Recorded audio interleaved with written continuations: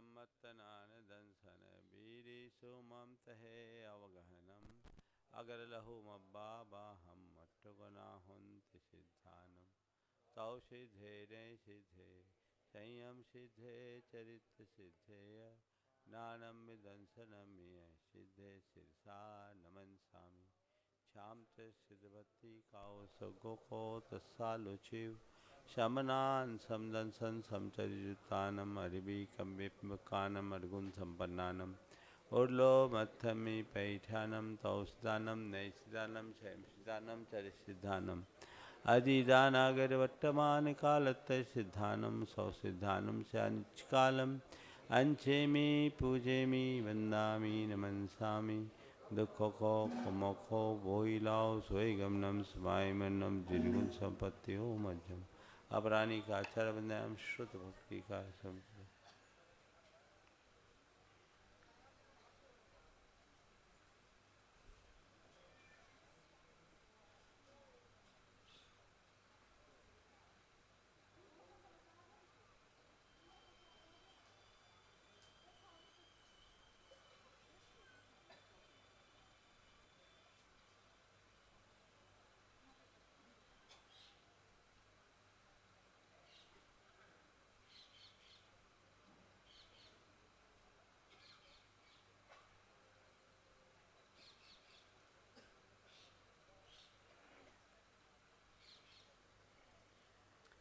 कोटिशतं द्वादश चैव कोट्यो लक्ष्यानि शीतिस्त्रधिकानि चैव पञ्चाशदष्टौ च सहस्रसङ्ख्यमेतच्छ्रुतं पञ्चपदं नमामि अरिहन्त भासयत्थं गणहरदेवे हि गन्थयं सम्मं पनमामि भक्तियुक्तो सुदनानमहो वहिं शिरसा क्षामत सुदवती काओ सुगो तसालुचि अंगोंग पैनी पौडे परियम सुतप्रमाणियों पुवगे चुलिया चय सुतत है तु धमकायम श्यानिच काल बंचेमी पूजेमी वंदामि नमनसामि दुखों को कमों को बोइलाओ स्वयं स्वायमनम चिरगुण संपत्ति हो मचम आधा प्राणी का आचार बंदायाम श्री आचार भक्ति का शरण करो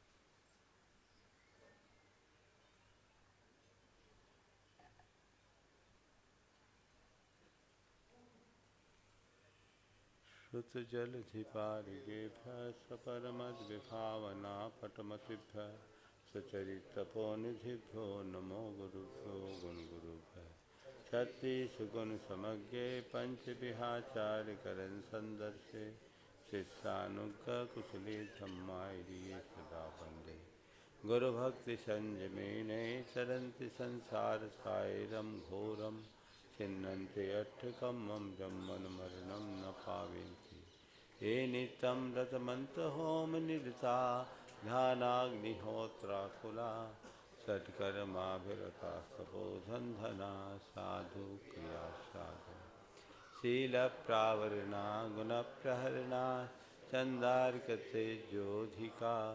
मोक्षद्वारिकपाटपाटनभटा प्रीणन्ति मां साधु गुरुः पान्तु नो नित्यं ज्ञानदर्शननायका चारितारणौ गम्भीरा मोक्षमार्गोपदेशका श्यामचार्यभत्रिकाः सद्गोको तत्सालुचु शमनान् समदंसन समचरितानम दिव्याचरणम हरियाणम आराधसुदनान् वदेश्यानम वध्यायनम तिजन्गुरुपालर्यानम सौसानम शांतिकालम अंछेमि पूजेमि वंदामि नमनसामि दुखों को खमों को बोई लाओ स्वयं स्वामनम जिनगुण संपत्ति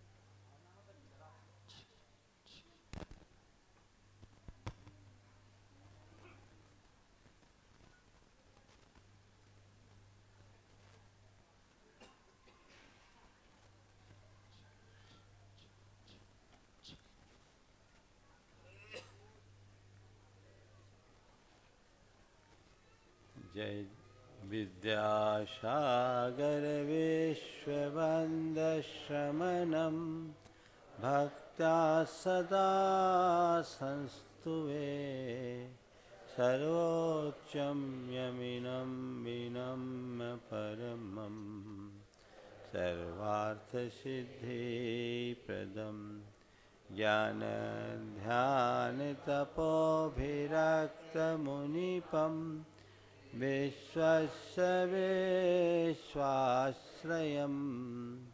साकारं शमनं विशालहृदयं सत्यं शिवं सुंदरं विद्यागुरु वंदन। जय बोलो संत शिरोमणि आचार्य गुरुवर श्री विद्यासागर जी महाराज। बोलिए देवादिदेव 1008 कुंडलपुर के बड़े बाबा आदिनाथ भगवान की जय जय जय। अध्यात्म सरोवर के राजहंस पूज्य आचार्य भगवंत विद्यासागर जी महामुनिराज की जय जय जय। निर्यापक श्रवण श्री समय सागर जी, योग सागर जी, नियम सागर जी, सुधा सागर जी, समता सागर जी, अभय सागर जी, प्रसाद सागर जी, संभव सागर जी, वीर सागर जी महाराज की जय। बोलिए गुणाए तन प्रणेता शंका समाधान करता भावना योग प्रवर्तक तरुणाई के प्रखर वक्ता पूज्य मुनिवर श्री प्रमाण सागर जी महाराज की जय जय जय। प्रिय बंधुओं, तीर्थराज कुंडलपुर की तलहटी में स्थित देश के सर्वाधिक लोकप्रिय कार्यक्रम शंका समाधान का यह सत्र यहां पर प्रारंभ हो रहा है। इस सत्र में जुड़े हुए यहां पर उपस्थित एवं देश विदेश से जुड़े हुए उन सभी श्रद्धालुओं का जो कि पारस चैनल, जनवाणी चैनल एवं प्रमाणिक ऐप के माध्यम से इस कार्यक्रम का सीधा प्रसारण देख सुन आनंद ले रहे हैं, उन सभी का मैं कुंडलपुर तीर्थ क्षेत्र कमेटी की ओर से हार्दिक हार्दिक अभिनंदन करता हूं। बंधुओं, यह कार्यक्रम प्रारंभ हो उसके पूर्व अपन चलते हैं समस्त मुनि संघ के चरणों में वंदन कर आशीर्वाद की मंगल भावना लेकर के मेरे साथ आप सभी जुड़ जाएंगे। भो स्वामी नमोस्तु नमोस्तु नमोस्तु। पूज्य आरिका संघ के चरणों में भो माता जी वंदामी वंदामी वंदामी इच्छामी इच्छामी इच्छामी। बंधुओं, आपको विदित ही है पूज्य गुरुदेव श्री प्रमाण सागर जी महाराज कुंडलपुर पहुंच चुके हैं, जिनका आज पहला प्रथम सत्र यह शंका समाधान का कुंडलपुर तीर्थ क्षेत्र इस धरा से हो रहा है, जिसमें समूचा मुनि संघ यहाँ पर विराजमान है। बंधुओं, यह अनूठा कार्यक्रम आपको देखने को मिल रहा है। मैं यह कार्यक्रम प्रारंभ हो मैं निवेदन करना चाहूंगा, हमारे बीच में विराजमान है पूज्य मुनिवर श्री अजित सागर जी महाराज, जिनके चरणों की वंदना करते हुए मैं अपनी ओर से और आप सबकी ओर से निवेदन कर रहा हूं कि भो स्वामी यह मुनि संघ का शंका समाधान है, इसके लिए मेरी हिम्मत नहीं, मैं तो आपसे ही निवेदन करूंगा कि भो स्वामी आप ही इसका संचालन करें और आपका जैसा आदेश हम सब करेंगे। तो लीजिए अपन चलते हैं निवेदन करने के लिए। भो स्वामी नमोस्तु नमोस्तु नमोस्तु। आप सभी लोग अपने स्थान पर बैठिएगा और निवेदन कर रहा हूं पूज्य मुनि। नमोस्तु महाराज नमोस्तु। बोलो देवादिदेव 1008 कुंडलपुर के अस्यकारी बड़े बाबा आदिनाथ भगवान की, परम पूज्य परमोपकारी हम सबके उद्धारक आचार्य गुरुवर श्री विद्यासागर जी महाराज की, मुनि श्री प्रमाण सागर जी महाराज की, मुनि श्री अभय सागर जी, प्रसाद सागर जी महाराज की और 3 करोड़ मुनि राजों की, समस्त आचार्य मुनि आरिका संघ की।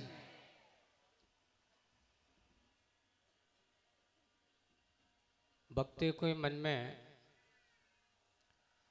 बहुत सारे की तर्क वितर्क उठा करते हैं और आप लोग कई वर्षों से पूज्य मुनि श्री प्रमाण सागर जी महाराज के द्वारा सारे देश में यहाँ तक कि विदेशों में भी बहुत सारी शंकाएं जिनकी आती हैं समाधान के रूप में मिलते हैं, पर आज आप यहाँ कुंडलपुर के इस पावन सुयोग में मुनि संघ पूज्य आचार्य भगवान का यह परोक्ष में ये मुनि संघ का समागम कुंडलपुर की धरती पर हुआ है।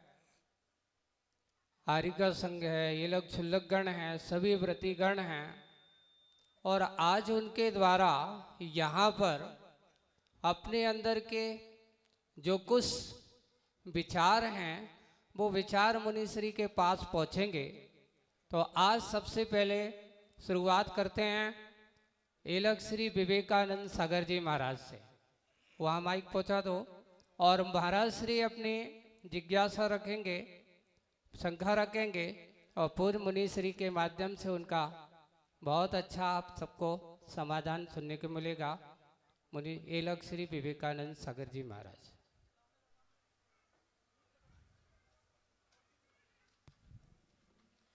नमोस्तु महाराज जी, नमोस्तु महाराज जी। 5 महाव्रतों की भावनाएं हैं। अचौरी महाव्रत की भावना है शून्यागार, विमोचितावास, परोपराधाकरण, भैक्ष शुद्धि, सधर्म अभिसंवाद। सधर्म अभिसंवाद का चोरी से क्या संबंध है, कृपया समाधान देने की। बहुत अच्छा। देखिए, आज का ये प्रसंग एक अलग प्रकार का प्रसंग है। आम जनों के द्वारा सवाल किए जाने पर उत्तर देना बड़ी साधारण बात है, वो हम रोज ही देते हैं। लेकिन आज का ये सत्र मैं समझता हूँ शंका समाधान के अब तक के सत्रों में सर्वश्रेष्ठ सत्र होगा। ऐसा इसलिए कि आज का ये सत्र एक्सक्लूसिव मुनि संघ के लिए। यद्यपि बिहार के क्रम में कई बार संघों के समागम होने से कई बार ऐसे सत्र हुए, लेकिन फिर भी उसमें कुछ न कुछ रह गया। लेकिन आज ये सत्र है। इस सत्र के संदर्भ में मैं एक बात पहले कहना चाहूँगा कि ये जितने महाराज लोग हैं ये हमसे अच्छा समाधान दे सकते हैं। ऐसा मत सोचना कि ये महाराज से प्रश्न पूछ रहे हैं तो इनको कुछ आता नहीं है, ये भ्रम में मत रहना। हम सब एक ही हैं, किसी में कोई कमी नहीं है, क्योंकि सब के सब एक ही टकसाल के ढले। ये जो सवाल पूछा जा रहा है वो इसलिए नहीं पूछा जा रहा है कि उनको कोई डाउट है। ये सवाल इसलिए पूछा जाएगा और पूछा जा रहा है कि इस निमित्त से हमारे माध्यम से आप लोगों तक कोई संदेश पहुंच सके, मैसेज पहुंच सके। समझ गए ना? तो एक बहाना है जीवन में अच्छे संदेश को पहुंचाने का, और मेरे लिए भी ये एक सुखद अनुभव का क्षण है। महाराज श्री ने बहुत अच्छा सवाल किया कि हमारे भावनाओं का हमारे देश में, हमारी संस्कृति में बड़ा महत्व है, हमारे धर्म में बहुत महत्व है, हमारी साधनाओं में बहुत महत्व है। और व्रतों की स्थिरता के लिए भावनाओं की बात आई है, और 5 व्रतों की अलग अलग 5 भावनाएं हैं। उनमें आचौर्य व्रत में शून्यागार, विमोचितावास, परोपरोधाकरण, भैक्ष शुद्धि और सधर्मा विषमवाद शब्द कहा। महाराज श्री ने बहुत अच्छी बात की कि सधर्मा विषमवाद का चोरी से क्या संबंध। सधर्मा विषमवाद है क्या? आपस में मेरे तेरे का भाव लेकर स्वामित्व बुद्धि लेना, रखना और आपस में किसी प्रकार का विवाद करना। और जब मन में मेरे तेरे का भाव आता है तो चीज़ों के संग्रह का मनोभाव आ सकता है। इसलिए कहा कि मेरे तेरे का भाव उत्पन्न करना भी एक प्रकार का अपराध है। उससे बचेंगे तो हम अचौर व्रत को अच्छे से निभा पाएंगे। आचार्य महाराज का उसमें यही आशय है। अगला इस प्रकार पूरा अचौरी व्रत के बारे में आप सब लोगों को बताया। अब आर्य का उचित मती माता जी अपना शंका रखते हुए आगे के समाधान की ओर बढ़ेंगे। अगला नाम और बोल दो। अगली बार अब तैयार रहेंगे हमारे मुनि श्री निश्चिंत सागर जी महाराज।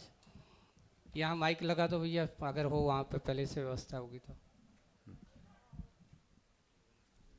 नमस्ते महाराज जी।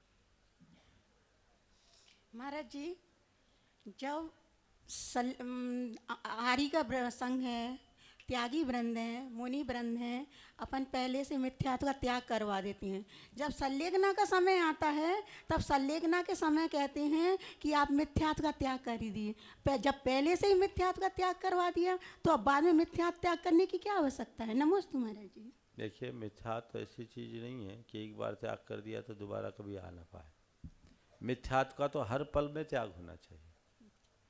अपन प्रतिक्रमण में कितनी बार मिथ्यात्व का त्याग करते हैं। तो मिथ्यात्व तो ऐसी चीज़ है जिससे बिल्कुल सजग रहने की ज़रूरत है।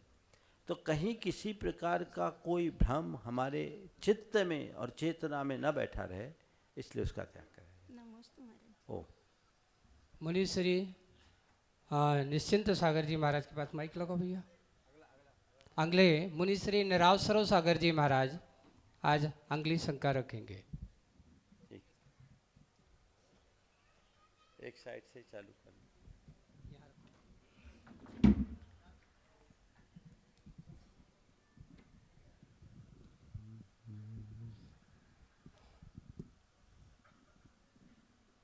पूज्य मुनि श्री के चरणों में कोटि सा नमन प्रस्तुत करता हूँ। महाराज जी, प्रभावना अंग का तो बहुत विकास हुआ है, पर स्थितिकरण और उपवहन अंग के बारे में हम जानकारी चाहते हैं कि इसके माध्यम से साधु समुदाय और समाज का विकास कैसे हो सके। देखिए, स्थितिकरण और उपगुहन के बिना धर्म बढ़ ही नहीं सकता। हमें आचार्य समंतभद्र महाराज की उस उक्ति को सदैव याद रखना चाहिए, जब उन्होंने कहा, न धर्मो धार्मिकैर बिना, धर्मात्मा के बिना धर्म नहीं होता। किसी भी साधक से त्रुटि हो सकती है, स्खलन सर्वत्र संभव है। गलतियां कोई भी कर सकता है। हमारा प्रयास गलतियों के शोधन का होना चाहिए, और कोई गिर रहा है तो उसे संभालने का होना चाहिए।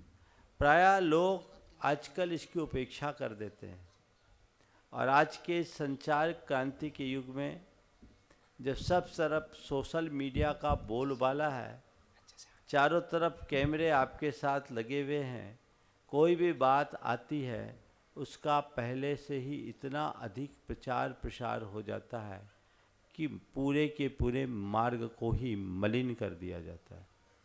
हमें इनका बहुत गंभीरता से ध्यान रखना चाहिए। और स्थितिकरण से एक धर्मात्मा की रक्षा कैसे हो सकती है, मैं एक साधक के जीवन के संदर्भ की बात जरूर कहना चाहूँगा आज के संदर्भ में, जो सबके लिए बहुत उपयोगी और प्रेरणादायी भी होगी। घटना 1980 के आसपास की है। खजुराहो की घटना है। खजुराहो में एक मुनिराज थे। उनकी चर्या को लेकर आसपास के इलाके के लोगों में बड़ा आक्रोश था। लोगों ने तय करके निर्णय लिया कि अमुक तारीख को इन्हें कपड़ा पहना दिया जाए। पंडित जगन मोहन लाल जी सिद्धांत शास्त्री उन दिनों 17 में थे। उन तक भी इसकी सूचना पहुंची। वे अपने बेटे सिद्धार्थ के साथ खजुराहो पहुँचे, और वहाँ लोगों के पास पहले से सूचना पहुँचा दी कि जब तक मैं न पहुँचूँ कोई कुछ भी कदम मत उठाना।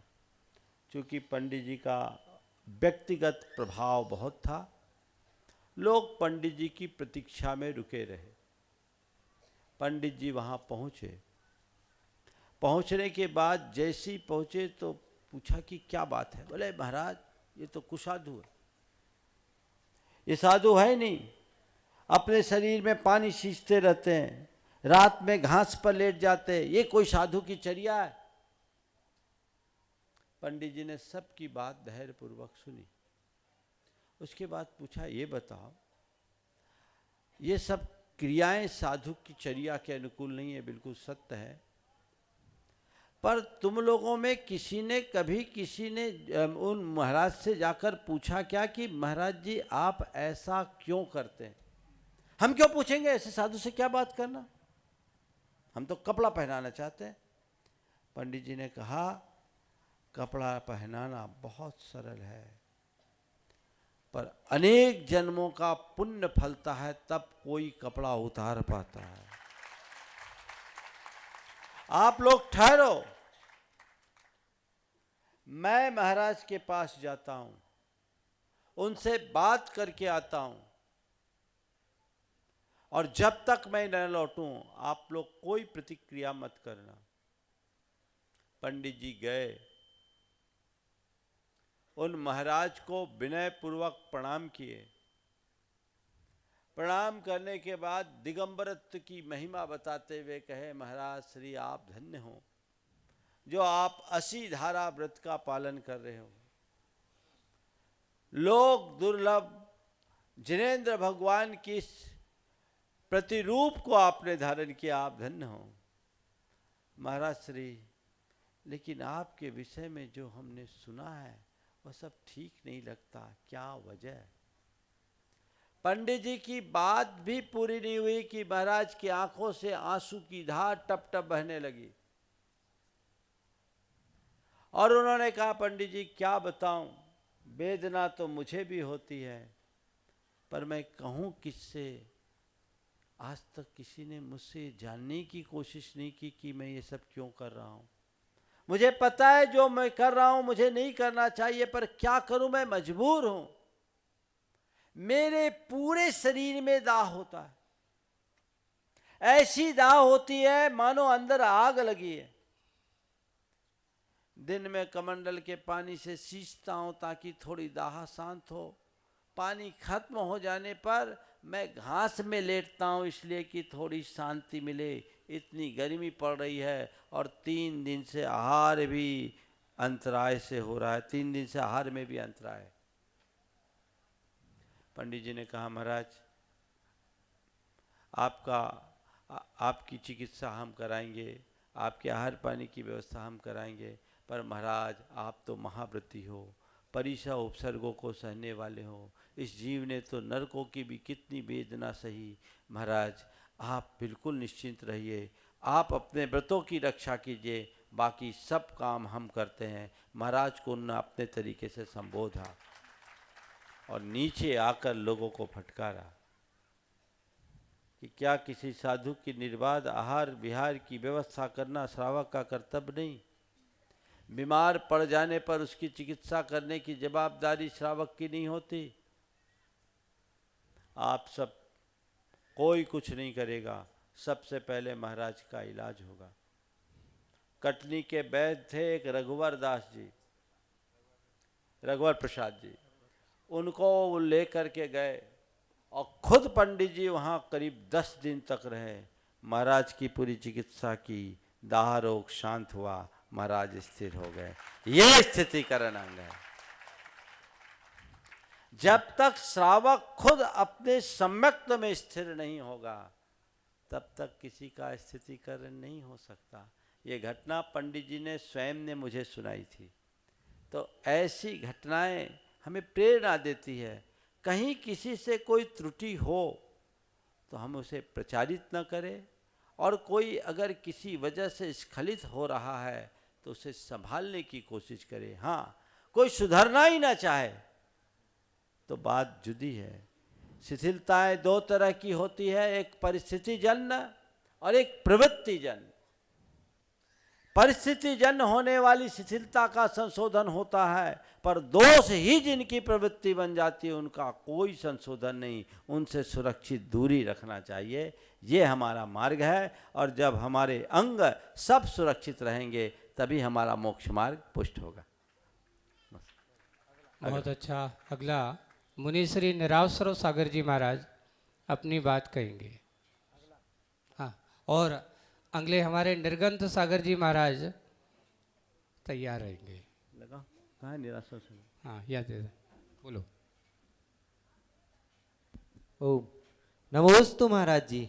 महाराज जी, जब मुझे दीक्षा नहीं थी, दीक्षा के पहले कैंसर हो गया था और आचार्य महाराज के पास पहुंचा तो आचार्य महाराज ने कहा कि रात्रि में 4 प्रकार के आहार का त्याग करना ही सबसे बड़ी औषधि है। तो तो उस समय चारों प्रकार के आहार का त्याग किया और धीरे धीरे धीरे कैंसर भी ठीक हो गया। और जब कैंसर ठीक हो गया फिर आचार्य महाराज के पास पहुंचा तो आचार्य महाराज से कहा, आचार्य महाराज आपके आशीर्वाद से मेरा कैंसर ठीक हो गया। तो आचार्य महाराज कहने लगे कि देखो संयम का प्रभाव है। और फिर उसके बाद मैं जब भी जाता था तो आचार्य महाराज से कहता था कि आपके आशीर्वाद से आचार्य महाराज मैं ठीक हो गया हूँ। और आचार्य महाराज हर बार कहते थे कि संयम का प्रभाव है। तो ये संयम का प्रभाव था अथवा आचार्य महाराज के आशीर्वाद में ऐसा विशेष शक्ति थी। देखिए महाराज श्री ने जो अपना अनुभव प्रस्तुत किया है ये अद्भुत है, और ऐसा केवल महाराज श्री के साथ नहीं अनेक लोगों के साथ है। मैं तो ये मानता हूँ गुरुदेव के आशीर्वाद में अचिंत्य शक्ति रही। आपने उनके आशीर्वाद से पाया कैंसर ठीक हो गया। मुझे तो उस समय जब 1995 की बात है, भोपाल के एक युवक को गुरुदेव के पास इसी कुंडलपुर में भेजा था। 19 साल का युवक था जिसे मस्कुलर डिस्ट्रॉफी का रोग हुआ और कमर से नीचे का हिस्सा कोई काम नहीं करता था। दुनिया में उसका कोई इलाज नहीं और डॉक्टरों के अनुसार ऐसा व्यक्ति 25 साल से अधिक नहीं जी सकता। डॉक्टरों ने घोषणा कर रखी। उसे सोचा था अब मेरी उम्र 6 साल की बची। वो गुरुदेव के पास हमने ही भेजा था, यहीं आया परिवार के साथ। आचार्य महाराज ने आशीर्वाद दिया और कहा घबराना नहीं, रात्रि में चारों प्रकार के आहार का त्याग कर दो। उस 19 साल के लड़के ने एक पल में चारों प्रकार के रात्रि के भोजन का त्याग कर दिया। 1995 और आज 2024 है, 29 साल बीत गए। वो लड़का आज सलामत है। बीमारी जहाँ थी वहीं रह गई। तो आपने जो कहा, गुरुजी कहते संयम का फल है, ये उनकी निष्प्रहता है। संयम का फल तो है, लेकिन संयम भी गुरु वचनों से फलता है। बहुत अच्छा, बहुत अच्छा। अगर उनने गुरु वचन को स्वीकार नहीं किया होता तो संयम कैसे फलता। एक ये उदाहरण और एक दूसरा उदाहरण भी बताता हूं, गुरु वचनों को न मानने का कुफल। नाम नहीं लूंगा। संघ से जुड़ा एक परिवार जिनका एक प्रमुख व्यक्ति बहुत गुटखा खाता था, बहुत गुटखा खाता था, गुरुजी के आगे पीछे होता था। एक बार मेरे पास आया, शिखर जी पूरा ऐसा चीरा लगा हुआ, मुंह टेढ़ा, जो कैंसर के बाद होता है। मैं देखा उसको, बोले ये क्या है? बोले गुरु वचन न मानने का कुफल। बोले क्या हुआ? बोले महाराज गुरुदेव किसी को कुछ छोड़ने नहीं बोलते, पर साल भर पहले उनने मुझसे कहा था कि ये छोड़ दो, ठीक नहीं है। मैंने कहा था गुरुदेव छूटती नहीं है। और महाराज जी गुरुदेव से कहा, उसके 3 महीने बाद मुझे कैंसर डिटेक्ट हो गया। अगर उनकी बात मान ली होती तो आज कैंसर से बच गया होता। तो ये मैं आप लोगों को कहना चाहता हूँ, आचार्य महाराज तो महान विभूति थे, उनके वचनों से बहुत तरे, और जिनने वचनों की उपेक्षा की है वो मझधार में फंसे। इसलिए एक श्रद्धान अपने हृदय में जगाओ कि हम गुरु वचनों का अनुकरण करते हुए चलेंगे, सतत सफल होंगे, कहीं कोई विसंगति नहीं होगी। ऐसी ही बहुत सारे प्रसंग और बहुत सारी ऐसी घटनाएं पूज्य आचार्य भगवान के जीवन के साथ साथ क्या हम सब के जीवन से जुड़ी हुई हैं, और ऐसी ही बात को लेकर के आ रहे हैं मुनिश्री निर्गंथ सागर जी महाराज और विशेष संकल्प। आचार्य भगवंत गुरुदेव श्री विद्यासागर जी महामुनि राज। एक मिनट, एक बात और कहूँगा निराश्रव सागर महाराज के लिए कि ये देखो कैसा गुरु आशीर्वाद फला, कि गुरुदेव ने कहा संयम का फल मिला है। अरे इन्हें फल में महाव्रत मिल गया। जय हो गुरुदेव की जय। ये भी एक इतिहास। कैंसर पता नहीं कहाँ पहुंचा दे, लेकिन आज ये निर्गंथ रूप धारण करके, शायद इसीलिए निराश्रव नाम रखा होगा गुरुजी ने, बहुत सोच समझ के। बहुत अच्छी बात। हाँ, निर्गंथ सागर जी। और तैयार रहेंगे निरुपम सागर जी महाराज इसके बाद। आचार्य भगवंत गुरुदेव श्री विद्यासागर जी महामुनि राज की नवाचार्य आचार्य भगवंत गुरुदेव श्री समय सागर जी मुनि महाराज जी की, मंच में विराजमान प्रमाण सागर महाराज जी आदि समस्त मुनिराजों की। महाराज जी, बड़े महाराज जी के द्वारा हमें धवला जी ग्रंथ का स्वाध्याय करने का अवसर मिला। उसमें आचार्य वीरचंद स्वामी लोभ की परिभाषा बताते हुए कहते हैं, गर्हा कांक्षा लोभ है। गर्हा कांक्षा लोभ है, तो आकांक्षा का अर्थ लोभ होता है, ये तो समझ में आता है, लेकिन यहाँ गर्हा से क्या आशा है, ये हम जानना चाहते हैं। देखिए, गर्हा कांक्षा लोभ है। अगर इस पद को हम समस्त पद लेते हैं तो अर्थ ये निकलता है, गर्हा से युक्त आकांक्षा का नाम लोभ है। लेकिन अलग अलग करके हम करते हैं, गर्हा और आकांक्षा दोनों लोभ है।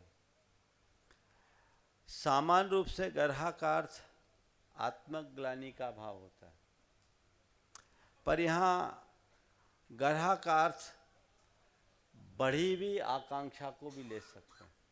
समझ गए?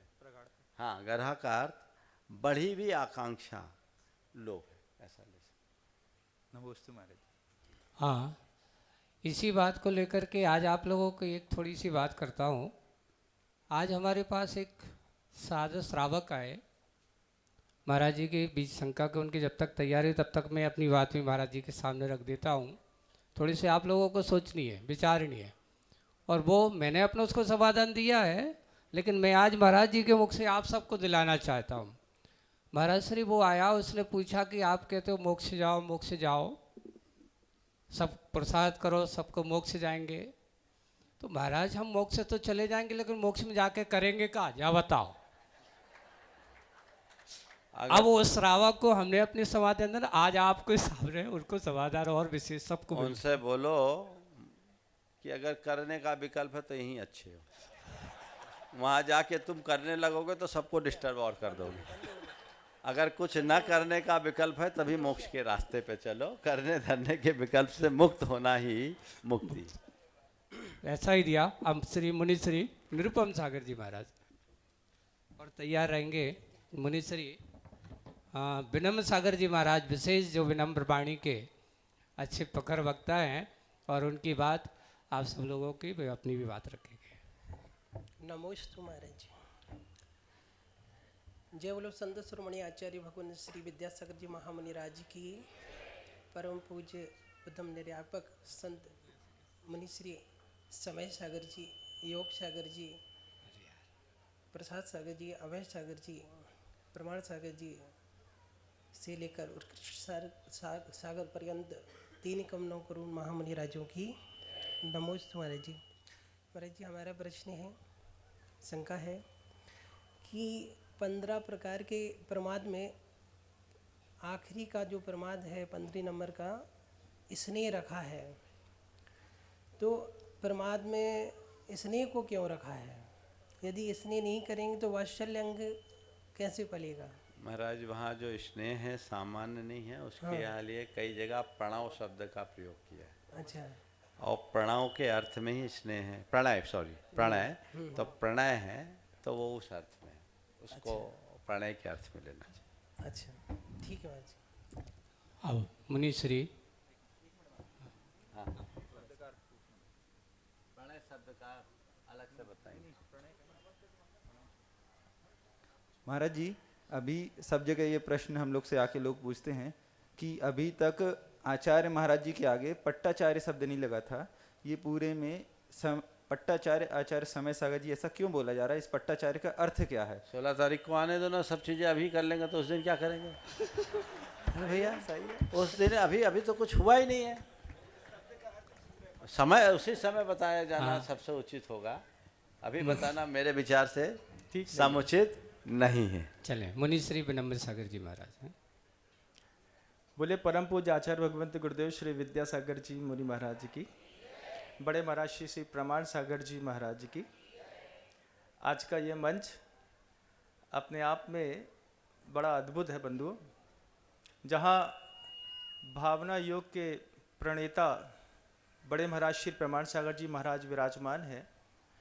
उन्हीं के बगल में अरहम योग के प्रणेता सरस्वती के पुत्र कहे जाने वाले मुनि श्री प्रणम्य सागर जी महाराज श्री भी विराजमान है और दोनों के बीच में आचार्य श्री के मानस पुत्र कहलाने वाले प्रसाद सागर जी महाराज जी भी विराजमान है। इतना ही नहीं है, संस्कृत के प्रकांड विद्वान माने जाने वाले उनके बगल में मुनिराज श्री प्रभात सागर जी महाराज भी विराजमान हैं, जिनके बारे में हमेशा ये कहा जाता है कि अगर गलती से मुंह से हलंत भी गलत बोल दिया तो महाराज जी तुरंत बोल देते, भैया पात्र नहीं होत पात्रे होते, ढंग से बोलो। ऐसा एक प्रकांड विद्वत साधु वर्गों का एक ऐसा आयोजन मैं तो नहीं मानता कि आपने एक साथ हीरे की दुकानों में बहुत सारे हीरे एक साथ देखे होंगे। मेरे पहले प्रश्न के साथ मैं एक नज़र आपको थोड़ा अतीत तक ले जाना चाहता हूँ। बड़े मरासी से जुड़ा हुआ अतीत है क्योंककि प्रश्न उन्हीं से है, तो पहले उनके अतीत पर एक दृष्टि डाल करके देखते हैं कि 1967 में आप श्री का जब जन्म हुआ और जब आपको वैराग्य हुआ, जन्म और वैराग्य के बीच में मात्र 16.5 साल का अंतर था। 16.5 साल की उम्र में अगर आपने अनुभव करके देखा है तो मूंछ के बाल भी पूरे नहीं आते। उस मूंछ के बाल जब पूरे नहीं आते उस वक्त आपको वैराग्य हो गया। 16.5 साल की उम्र में 18 वर्ष की उम्र में क्षुल्लक दीक्षा हो गई। आज 40 साल निकल गए उस बात को कि सिर्फ 18 साल की उम्र से आज तक आपने सिर्फ जीवन में एक बार आहार पानी लेकर के अपने जीवन के सौंदर्य को जो विकसित किया है गुरुदेव के समोशरण में रह करके। मैं पूछना चाहता हूं बड़े महाराज श्री से 2, 3, 4, 5 प्रश्न हैं, आपको भी अच्छे लगेंगे। पहला प्रश्न तो ये पूछना चाहता हूं महाराज जी, जब मूंछ के बाल भी पूरे नहीं निकले थे उस वक्त आपको वैराग्य क्या होता है ये कैसे पता चला? देखिए, बिल्कुल यथार्थ बात है और मैं कई बार ये रहस्य खोल चुका हूँ, आज आप लोगों के समक्ष भी बता देता हूँ। हकीकत है मुझे तो वैराग हुआ ही नहीं। सुनो, मुझे वैराग हुआ ही नहीं, मुझे तो राग हुआ था। गुरुदेव को देखा और खिंच गया, उनसे राग हुआ। मुझे लगा कि इस धरती पर मनुष्य का सर्वश्रेष्ठ स्वरूप कोई है तो यही है, और यदि इस धरती पर जीता जागता भगवान कोई है तो यही है। मैंने जब पहली बार उनको देखा उसी दिन उनका हो गया, एक अमूर्त आकर्षण था। तो ये बहुत बड़ी सच्चाई है। जब मैं संघ में आया उस समय मुझे वैराग कुछ नहीं था, बस यही था कि इनकी शरण में रहना है, जीवन में कुछ पाना है, बनना है तो बस इनके पास रहना है। उनकी शरण में आने के बाद मुझे आत्मा अनात्मा का ज्ञान हुआ, राग वैराग का ज्ञान हुआ और फिर मैं यहाँ आया। इसलिए चिंता मत करना, वैराग न हो तो भी वैरागी बन जाना, बशर्ते वैरागी से अनुराग हो जाए।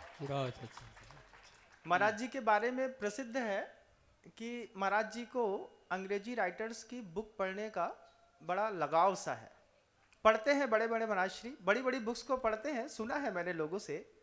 अब वो प्रश्न उठता है एक दूसरा कि 17 साल की उम्र में जब क्षुल्लक दीक्षा हो गई, 17.5 साल की उम्र में आपने अंग्रेजी पहले तो नहीं पढ़ी और फिर बाद में आपसे 22 साल की उम्र में पूरी दुनिया में प्रभावना के निमित्त बाहर भी निकल गए, तो फिर बड़े महाराज जी ये बताएं कि आपने अंग्रेजी सीखी तो कब सीखी? देखो भाई, जहाँ तक चूँकि मेरी परीक्षा बिहार से हुई, पढ़ाई बिहार से हुई, बिहार में अंग्रेजी की शुरुआत तो शुरू से ही रही है। मध्य प्रदेश की तुलना में बिहार की अंग्रेजी अच्छी रही और उसके बाद संघ में आने के बाद भी मैंने अंग्रेजी की पढ़ाई की है और लगन से की है। तो जितना काम मुझे अंग्रेजी का काम चलाओ अंग्रेजी आती, मैं ये नहीं कह सकता कि मैं बहुत अच्छी अंग्रेजी जानता हूँ, पर मुझे जितना आवश्यक है उतना अंग्रेजी आती। और कृष्ण जी के एक तीसरा अभी एक प्रश्न भगवान,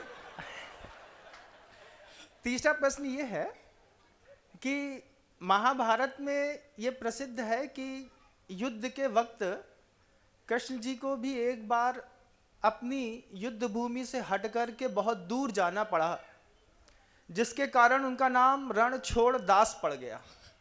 एक नाम कृष्ण जी का रणछोड़ दास भी है, लेकिन आपके बारे में ये कैसे प्रसिद्ध है कि आप सेल्फ अनब्रेकेबल कमिटमेंट करते हैं कि एक बार आप कुछ सोच लेते हैं फिर आप उससे जीवन में आज तक नहीं पलटे, तो वो नहीं पलटने के पीछे जो आपकी इच्छा शक्ति है वो आप कहाँ से लाते हैं?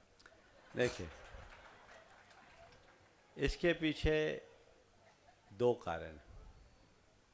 एक तो मेरे सामने जब भी किसी प्रकार की चुनौतियाँ आती, मैं गुरुदेव का स्मरण करता हूँ, उनसे मुझे बहुत बड़ी प्रेरणा मिलती।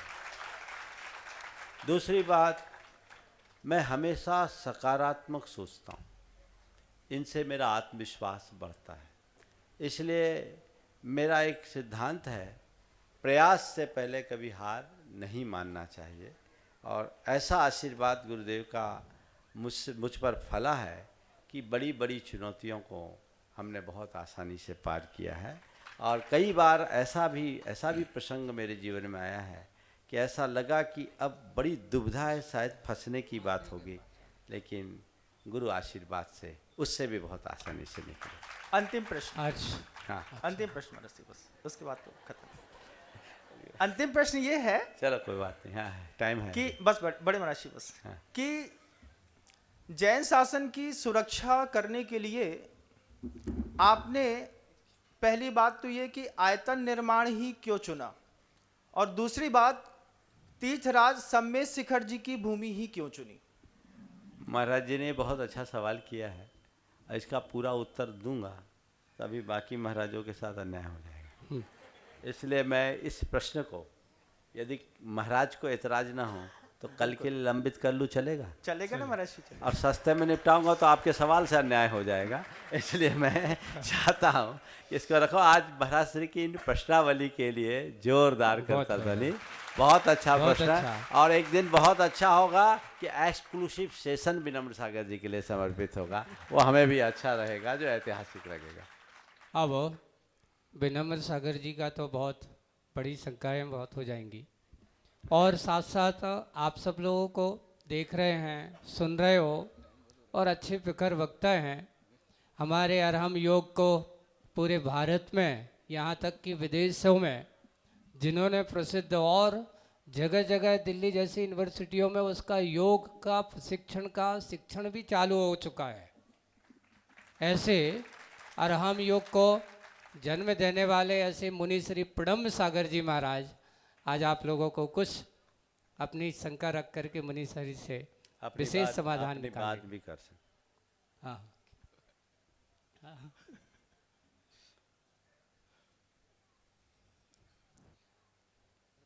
कुंडलपुर के बड़े बाबा देवादिदेव श्री आदिनाथ भगवान की, परम पूज्य आचार्य गुरुवर श्री विद्यासागर जी महाराज की, परम पूज्य मुनि श्री समय सागर जी, योग सागर जी आदि सभी अग्रज महाराजों की, मुनि श्री प्रमाण सागर जी महाराज की, मंच पर विराजमान सभी मुनि संघ की,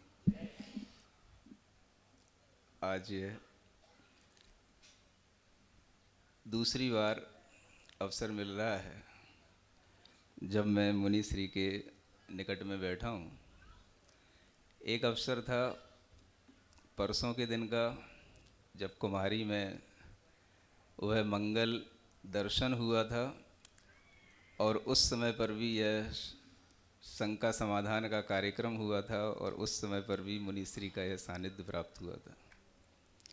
आज यह पुनः सानिध्य प्राप्त हुआ है, और यह कुंडलपुर की इस धरा पर प्राप्त हुआ है, जहाँ पर कहना चाहिए मेरा जन्म हुआ है। पहली बार जब आचार्य गुरुदेव को देखा था तो एक साथ बड़े बाबा और छोटे बाबा की कृपा एक साथ इसी कुंडलपुर की धरती पर 95 में 52 नंबर जो जिनालय है, उस जिनालय में आचार्य गुरुदेव को बैठे हुए देखा था। और उसके बाद जो उनका दर्शन हुआ, जैसा मुनिश्री ने अपने बारे में बताया, वैसा ही मेरे अंदर अनुभूति हुई और हम उसी समय पर ये भाव रख गए कि हम उन्हीं के हो गए हैं। और यह हम उन्हीं के हो गए हैं, ये भाव इतना बढ़ा कि मेरे अंदर ये अंतर्गूंज के रूप में भाव चलता रहा कि हम उन्हीं के हो गए हैं। तो इस पर हमने 4 लाइनें भी कुछ भजन के रूप में आगे बनाई थी और वह भी भावना इसी भाव के साथ में थी। मेरे गुरु हैं महा, इनसा जग में कहाँ, पाया जब से दर्श, हुआ सम्यक दर्श, हो समाधि मरण, फिर मिले गुरु चरण, एक यही कामना कर चले हैं, हम इन्हीं के हो गए हैं, हम इन्हीं के हो गए हैं। ऐसे आचार्य गुरुदेव के होने के बाद में यह क्रम चलता रहा और अब पुनः आचार्य गुरुदेव की वह समाधि के उपरांत इस क्षेत्र पर आना हुआ। मुनिश्री का सानिध्य प्राप्त है। बात प्रश्नों की है। हमें लगता है अगर हम भी प्रश्न करेंगे तो मुनिश्री आज टाल देंगे क्योंकि समय हो रहा है। नहीं है अभी समय। और उस समय में अगर बीच में कुछ ऐसी बात की जाए तो हो सकता है कि हम भी कुछ ऐसी चर्चा करें, ऐसी कुछ बात करें और शायद इस मंच पर उस बात को करने के लिए, एक समाधान के लिए मुनिश्री से अच्छा कोई और व्यक्तित्व सामने नहीं हो सकता। जिज्ञासाएं सभी के मन में होती हैं। हमारे मन में भी कुछ दिनों से एक उथल पुथल चल रही है। मैं आपसे आज उस उथल पुथल को शेयर करता हूँ और ये बात कुछ दिनों से जो मेरे सुनने में आ रही है कि आप लोग जानते हो, सभी लोग इस धरती पर दुग्ध पान करते हैं और दुग्ध पान ज़्यादातर लोग 2 तरह का ही करते हैं। एक गाय का दूध पीते हैं, एक भैंस का दूध पीते हैं। आप सभी लोग सुन रहे हो ना? एक गाय का दूध होता है और एक भैंस का दूध है। अब इस विषय में कुछ दिनों से चिंतन चल रहा है, कुछ उथल पुथल चल रही है कि जब भी कभी अगर आप देखोगे भैंस का दूध निकलने के बाद में जब भैंस दूध देना बंद कर देती है तो उसका अंतिम समाधान क्या है? वह हमेशा स्लॉटर हाउस की तरफ जाती है। इस देश में गाय की रक्षा करने का प्रावधान बना है। जिलों में गाय की प्रावधान रक्षा करने का प्रावधान है कि गायों की हत्या नहीं होगी, इसलिए गायों की हत्या नहीं की जाती। गायों के कत्ल पर बड़े बड़े जुर्माने लगे हैं। गायों के कत्ल नहीं होते हैं, गौशालाएं खुली। लेकिन भैंसों के कत्ल पर किसी भी तरह की कोई भैंसशाला नहीं है। भैंसों के कत्ल पर किसी भी तरह का, किसी भी सरकार का कोई ध्यान नहीं है। और उन भैंसों का अगर दूध निकलना जब बंद हो जाता है तो उसके बाद में उनका नियम से कत्ल खाने में जाना बिल्कुल नियम से निश्चित होता है और उसके अलावा उनकी कोई गति नहीं होती। अब हमारे मन में प्रश्न होता है कि क्या अगर हम उस भैंस का दूध पीते हैं तो हम कहीं उस भैंस के कत्ल में कोई जिम्मेदार तो नहीं हो रहे? उस भैंस का अगर अंत हो रहा है तो उसमें कहीं हम भी तो अपनी कोई सह भूमिका नहीं बना रहे? कहीं उसमें हमको भी कोई हिंसा का दोष तो नहीं लग रहा है? क्या इतनी गहराई से सोचना आवश्यक है? या इस गहराई का कोई भी समाधान अगर हमारे सामने हो सकता है तो वह हिंसा अहिंसा के रूप में किस रूप में सामने आए, यह मुनिश्री से आज हमारा यह प्रश्न है और इसका हम समाधान अच्छे ढंग से मुनिश्री से चाहेंगे। बहुत अच्छा प्रसंग महाराज श्री ने उपस्थित किया है। सबसे पहले जहाँ तक मुझे स्मरण है कि जो गो हत्या पर प्रतिबंध की बात है उसमें गोवंश शब्द है और उसकी व्याख्या में गाय, बैल, पाड़ा, पड़िया सब है, भैंस भी है। तो सबसे पहली बात जहाँ तक मुझे स्मरण है, गौशाला से जुड़े लोगों को अगर ये बात ज्ञात हो तो ज़रूर उसकी डिटेल जानकारी मुझ तक पहुँचाएंगे। बहुत दिनों से ऐसा प्रसंग मेरे सामने आया नहीं, हो सकता है कोई विस्मृति हो, पर मुझे जहाँ तक ध्यान है चारों चीज़ें थी। और ऐसा मैं इसलिए कह रहा हूँ कि सन 2001 में सागर में जब एक ट्रेन से पूरे ऐसे पशुओं को बरामद किया गया था, उसमें लगभग 900 पाड़े भी थे जिन्हें संरक्षित किया, और देवोदय महासंघ ने सुप्रीम कोर्ट से विजय प्राप्त की थी। उस समय मैं सागर में था। तो महाराज श्री, पहली बात तो ये बहुत अच्छी बात है, हम लोगों को इसकी पूरी और जानकारी ले लेनी चाहिए, और कोई और नया अमेंडमेंट हुआ हो तो उसकी भी अपडेट होनी चाहिए। पर मुझे जहाँ तक पूर्ण स्मरण है कि ऐसा ही है, तो ये प्रोटेक्टेड है हमारे कॉन्स्टिट्यूशन से। तो ये एक अवेयरनेस सब जगह होनी चाहिए कि हम सबको संरक्षित करें, और गौशालाओं में गायों के साथ भैंसों और भैंसों का पाड़ों का भी संरक्षण रहता है, और इसे हमें रखना भी चाहिए। और गाय भैंस एक साथ रखने में किसी प्रकार का संक्रमण भी नहीं होता। जहाँ भी इस तरह के हों उनको रखना चाहिए। अब रहा सवाल, आपने कहा कि हम भैंस का दूध पीना बंद कर दें, तो महाराज मुझे एक डर लग रहा है। भैंस का दूध पीने से तो फिर भी भैंसें बचेगी, जिस दिन भैंसों का दूध पीना बंद कर दिया जाएगा उस दिन तो सभी पूरी तरह अनुपयोगी हो जाएंगी, फिर तो और नहीं बचेंगी। समझ गए? तो ये चीज़ें तो हमें समझना, इन पशुओं का संरक्षण तभी तक होगा जब तक इनकी उपयोगिता बनी हुई है। हमें इनकी उपयोगिता को प्रासंगिक बना के रखना है। अभी कुछ और नए शोध हुए हैं जिनमें अनुपयोगी पशुओं से विद्युत उत्पादन और अन्य तरह की चीज़ों को उत्पादित करने की योजनाएं बन रही है। सरकार भी इस पर पूरा ध्यान दे रही है। तो हमें उन सब चीज़ों को एक पायलट प्रोजेक्ट के अंतर्गत तैयार करना चाहिए, और मैं अपेक्षा रखूँगा देवोदय महासंघ के कार्यकर्ताओं से कि इसे अच्छे तरीके से रखे और समाज के बीच इसे उपस्थित करे, ताकि इनको संरक्षण मिल सके।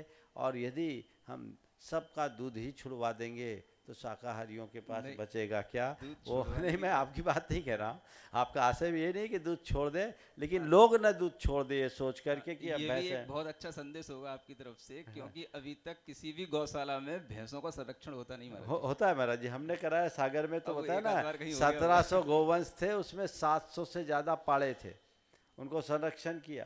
कहीं और पूरी ट्रेन रुकी थी, कई गौशालाओं में है। लेकिन जो गौशाला वाले लोग नहीं रखते उन्हें रखना चाहिए, इसमें कोई बुराई नहीं। बहुत सुंदर, बहुत सुंदर। अब शंका समाधान के इस दौर में हमारे देखने में बहुत छोटे महाराज लगते हैं, लेकिन काम हमारे बहुत बड़े बड़े करते हैं। और ऐसे पूज्य निर्यापक श्रवण मुनि श्री प्रसाद सागर जी महाराज, प्रभात सागर जी? आज प्रभात सागर जी बाद में करेंगे, कल कह रहे थे, आज नहीं कल देखेंगे। उधर पीछे मुनि श्री बोलो मूक माटी रचयिता आचार्य परमेश्वरी गुरुदेव की।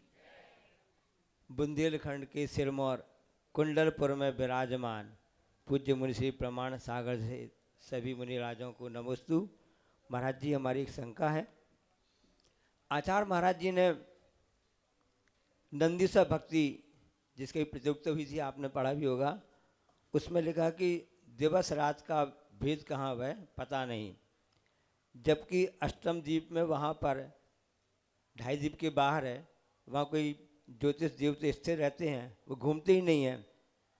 तो दिवस रात तो ज्योतिष देव के कारण से बनते हैं, और वहाँ पर भगवान के प्रातिहार की विशेष वर्णन किया गया है। तो वहाँ पर दिवस रात का जो भेद नहीं है, उसमें मुख्य भूमिका किसकी है?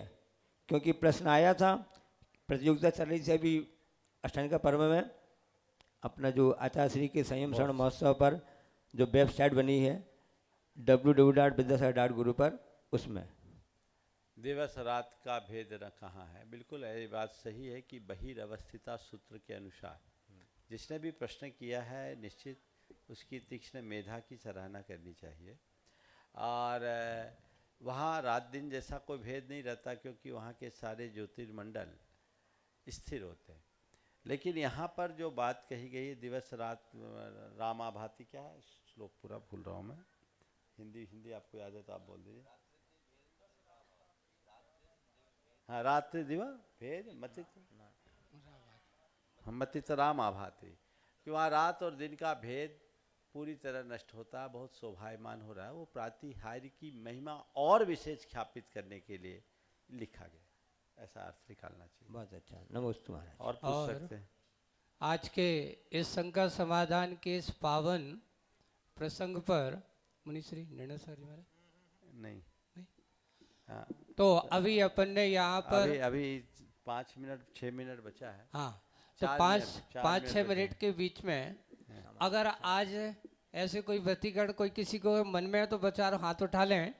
तो एक बात और कहना चाहूँगा कि आगामी नहीं, आज का एक्सक्लूसिव मुनि संघ के लिए तो नीचे मंच ने माइक नहीं देने। चलो कोई बात आज तो फिर है तो प्रणम्र सागर जी और विनम्र सागर जी को दोबारा मौका दिया जा सकता है। अच्छा, हाँ। प्रभात सागर जी महाराज कह रहे हैं कि वो अभी करें, कर ले आज महाराज जी। प्रभात सागर चलिए प्रणाम सागर जी को देता मैं। एक बात आज और अपन कर लेते, चलो सबकी सवय से मैं कर लेता हूँ। चलो हाँ ठीक, बहुत अच्छा। एक बात आती है महाराज जी कि पूज्य आचार्य श्री के बारे में सब लोग कहते थे कि आचार्य श्री की योजनाएं, आचार्य श्री के ये कार्यक्रम, आचार्य श्री की संघ की व्यवस्था, सारा का सारा ये बड़ा का बड़ा तारतम्य आखिर सेटल करता कौन है, जिज्ञासा रखते थे। यहाँ कौन कंप्यूटर से एक व्यक्ति ने आकर के कहा महाराज आप लोगों का ये तारतम्य कैसे जुड़ा हुआ है। पूज्य आचार्य श्री क्या कोई अपनी टीम वर्क बना करके रखे हैं कि पूरी की पूरी कोई सॉफ्टवेयर कंपनी होगी या कोई ऐसा बड़े बड़े जो इस तरह से सिस्टमेटिक ढंग से पूरे संघ का संचालन करते हैं। तो पहले हमने उनसे कहा कि भाई देखिए हमारे गुरुजी महाराज कोई कंप्यूटर यहाँ का नहीं, उनका कंप्यूटर तो क्या है, दिमाग है। फिर बाद में उन्होंने कहा कि पूज्य आचार्य श्री अपने दिमाग में इतना सारा कार्य कैसे कर लेते थे, इतना बड़ा संयोजन, इतना बड़ा संचालन, इतनी बड़ी पूरी देश की समाज, पूरा संघ का संचालन, पूरे इतना व्रती वर्ग का संचालन। मैं जब इस बात को सोचते रहा और विचार करता रहा कि एक व्यक्ति मात्र जिसकी टीम मात्र देखा जाए दिमाग से मात्र एक असारे पे, तो आचार्य श्री का ऐसा कौन सा पुण्य कर्म ऐश्वर्य रहा होगा जो सारा का सारा देश आज्ञा उनके ऐश्वर्य में चलने के लिए नतमस्तक था। बहुत बहुत अच्छा प्रसंग महाराज श्री ने उपस्थित किया है। और इस प्रसंग के साथ एक प्रसंग इसी ज्ञान साधना केंद्र का मेरे मानस में आ गया जो पुराने रूप में था। मैंने यही बात गुरुदेव से पूछा, गुरुदेव आप अकेले, आपकी कोई कैबिनेट नहीं, मैंने जो शब्द कहा था वो बता रहा हूँ, आपका कोई, आपके साथ कोई काउंसलर नहीं, कुछ ही तरह की कोई व्यवस्थाएं नहीं, और आप अकेले इतना सारा काम करते हैं, कैसे हो जाता है। उन्होंने जो जवाब दिया, और वो अपने व्यक्तित्व के अनुसार, उन्होंने बहुत छोटा सा जवाब दिया, मैं कुछ करता नहीं, सब हो जाता है। हो जाता है, बहुत अच्छा। मैं कुछ करता नहीं, सब हो जाता है। ये उनकी कर्तृत्व शून्यता का द्योतक था कि उनके हृदय में इतना सब कुछ करने के बाद भी कर्तृत्व का रंच मात्र अहंकार नहीं था। वो जो कुछ करते थे कर्तव्य की भावना से करते। फिर दूसरी बात ये है कि वे महान थे, वो एक सामान्य व्यक्ति नहीं थे। हम किसी व्यक्ति के विषय में इस तरह का सवाल कर सकते हैं, लेकिन वे एक विभूति थे जो हम सबके भाग्य से इस धरती में इस काल में अवतरित हुए। वो उनकी जो मेधा होती है, उनकी जो प्रतिभा होती है, वो ऐसी विलक्षण कि वो जो कुछ कहते हैं, जो करते हैं, सब अपने आप एक इशारे से हो जाता है। और इसमें एक बड़ा कारण उनका प्रताप, जिसका व्यक्तित्व प्रतापी होता है, वो जो सोचता है वो हो जाता है। कहने की बात तो बहुत दूर की। तो गुरुदेव की यही विशेषता थी, और उस विशेषता का परिणाम हम सब लोगों ने देखा ही है, जो हम सबके जीवन के लिए एक बड़ी उपलब्धि के रूप में रहा है। और उन्होंने हमें जो दिया है हमें उसे संभालना है, और न केवल हमें संभालना है, आने वाली पीढ़ियों तक इसे संभाले हुए रखना है, जिससे सबका जीवन धन्य होगा। आज का ये सत्र मेरे लिए बड़ा यादगार सत्र है, आप लोगों के लिए भी बहुत यादगार रहेगा। हम ऐसी ही भावना बनाए रहें और आने वाले दिनों में भी प्रसंगानुरूप ऐसे प्रसंग बनेंगे। बोलिए परम पूज्य आचार्य गुरुवर श्री विद्यासागर जी महाराज। मुनि श्री प्रमाण सागर जी महाराज की जय हो। जावाणी के ज्ञान ते सुजय लोकालो सोवाणी मस्तक नमो सदा दे थोड़ो। हे जिनवाणी भारती तो है जपो दिन रैन, जो तेरा शरणा गही सो पावे सुख चैन।